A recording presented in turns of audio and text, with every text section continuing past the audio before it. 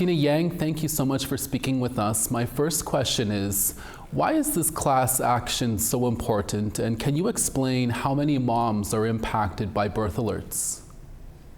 Sure. So with regard to the first part of your question, from our perspective, this case is such uh, a clear example of overreach in terms of what both the Children's Aid Societies were doing and what the government of Ontario was doing in terms of empowering the Children's Aid Societies to engage in using birth alerts.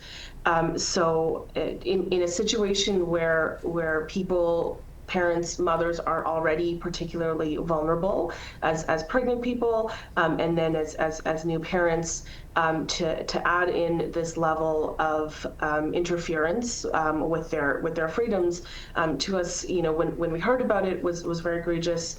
And speaking to many parents who've been affected by birth alerts, the outcomes that have arisen as a result of birth alerts have been, in many cases, extremely devastating. Do you have an estimated number as to how many mothers are impacted by these? Yes, so we don't know precisely how many people were impacted. We do know that in Ontario, the number is in the thousands. We have evidence from certain of the Children's Aid Societies with regard to how many birth alerts they estimate that they issued during relevant times. But overall, we know that it was quite a long time that birth alerts were happening in Ontario, and so there were certainly thousands of families impacted. And Tina, from our understanding, birth alerts ended in 2020 in Ontario. Can you explain why you're going after the province now? So two things. The first, birth alerts were formally ended by a ministry directive in 2020.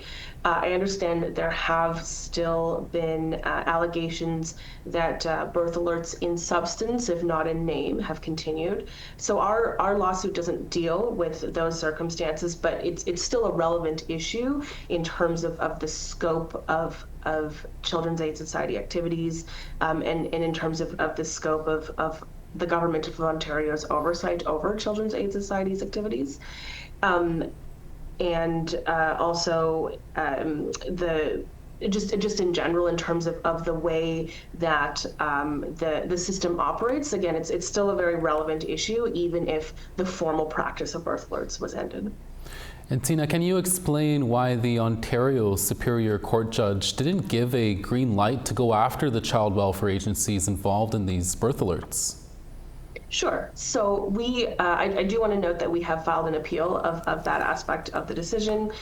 But the reason that was stated by the judge in not, we call it certification in the class action process, not certifying the case to go ahead with regard to the Children's Aid Societies, was as a result of, I'm going to call it, I think, a technical class action rule. So there was no comment on the merits of the case. There was no finding by the judge that in substance, the claims were faulty, but the technical reason was that there's a requirement that there be one plaintiff per defendant in a class action, and so the effect of his decision was to say, go back and find parents who were involved with different